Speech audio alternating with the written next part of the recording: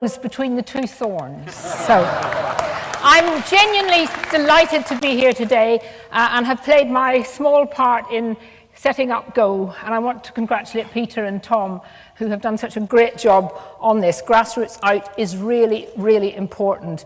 And today, this amazing gathering is the launch of GO, which we know will spread right across the country, because we have the most important vote coming up sometime in the next year or so, and that is to take our country back, as many people say, and to give us the opportunity, because the European Union Commission and the European Union bureaucrats wants to silence us.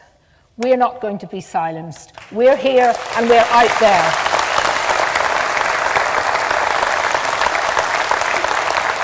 Now, as I said on that little videotape, I love the European continent. I think everybody here does.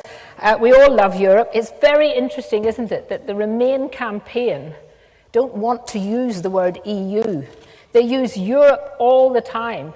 And I've got this sort of vision of Peter Mandelson, or I don't know, one of the others who were involved and told us how wonderful it would be if we joined the European currency, the single currency. If we didn't join the euro, the country would fall to bits. That's the same sort of people who are telling us now that our country will be ruined if we chose to leave. And I've got this vision of sort of Peter Mandelson pulling the UK away from the continent of Europe. We love Europe, we dislike and we distrust the European Union. Now, as a Labour MP, and I know there are hundreds and hundreds of Labour supporters here today, as a Labour MP, I thought it was important just to look back to 1975, when we had the last and only opportunity to say anything about the common market as it was then. And when I look at the Labour stalwarts who were on those platforms, Labour figures like Michael Foot, Peter Shore, Tony Benn, Barbara Castle, you know, all of those, if they had been here today, would be here today, because all of those who were involved then were the true voice of Labour.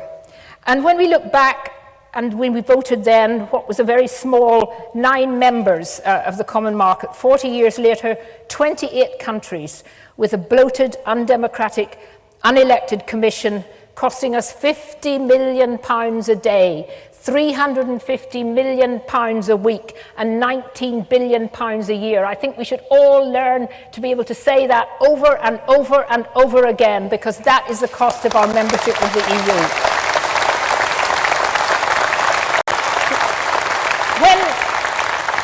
When we joined, the 9 members had 36% of the world's economy.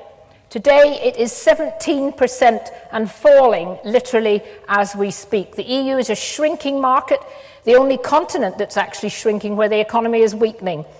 And in just one more set of figures, which I think are really important, in 2006, the European Union took 64% of UK exports.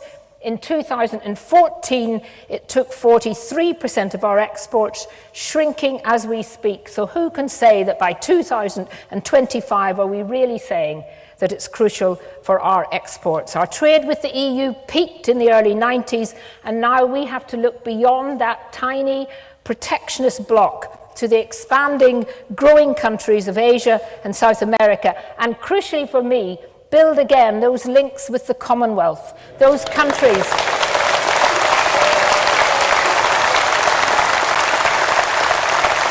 Those countries in Africa, in India, Canada, Australia, New Zealand, who we so shamefully betrayed back in 1973. And those countries are, of course, much more culturally and historically best suited to trade with us and want to trade with us. Now, I mentioned New Zealand because, remember, Harold Wilson went off to renegotiate, and he came back with one thing, which he pretended was a lot more than it was, but he got the right to buy New Zealand butter. But, you know, that's actually, to me, is far more than the kind of paper symbolism that I'm afraid our Prime Minister will come back with in a very short time.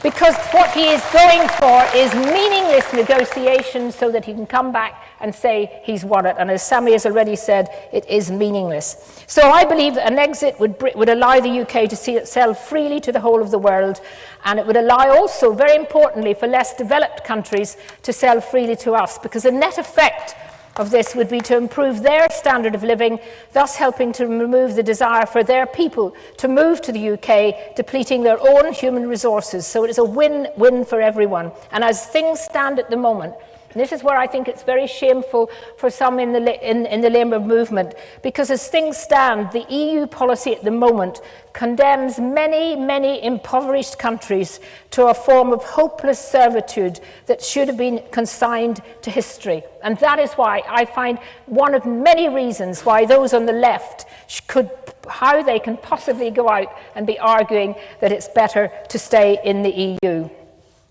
But we will be told, and we're being told, that we are in a minority. I have to tell you that as we go around the country with Labour Leave, we are finding that people are coming out and saying, at last, within the Labour movement, there is some kind of debate. We're fed up with the Europhiles who've been running our party, and we want to change that. We're a very proud country. We've got the 5th largest economy in the world. We've got the 4th biggest military budget.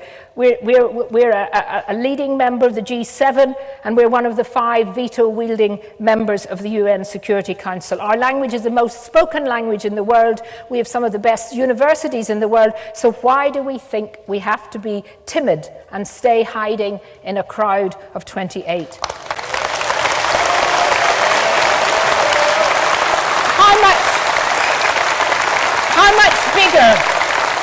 How much bigger do we have to be before we realise that we don't have to invite the unelected EU commissioners to run our affairs and tell us how to spend our money?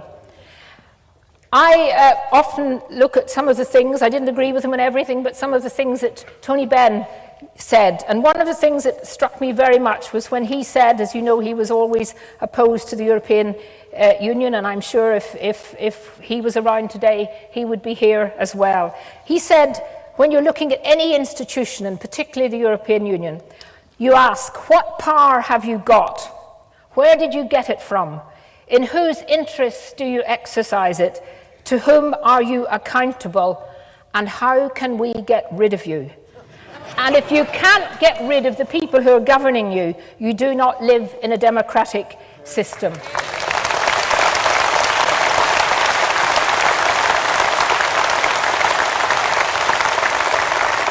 And I just want to point out that as a Labour MP, I see the neoliberal agenda of the European Union as not protecting workers' rights, but threatening them. And if anyone needs an example of this, we just have to see what happened to the Greek people. The EU forced austerity on Greece while breaking the democratic will of the people who invented democracy. So not only has social Europe, once so beloved by many of the trade unions, it's been shown to be anti-social Europe by attacking the trade union rights across the member states, stopping collective bargaining, and it's the EU rules that are pushing privatising of ferry services in Scotland and pushing privatisation of state railways. The casualisation of labour is something that is coming about directly as a responsibility of the European Union. And TTIP, the Transatlantic Trade Partnership, we know is a way of the multinational corporations actually taking more control.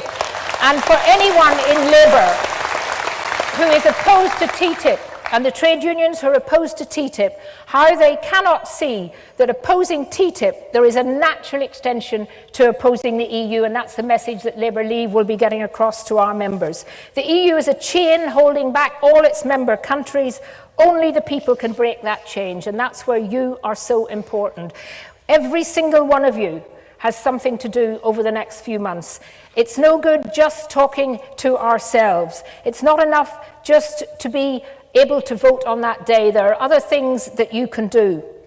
And as I said, there's no point in just talking to us, all of us who are already convinced. And there's no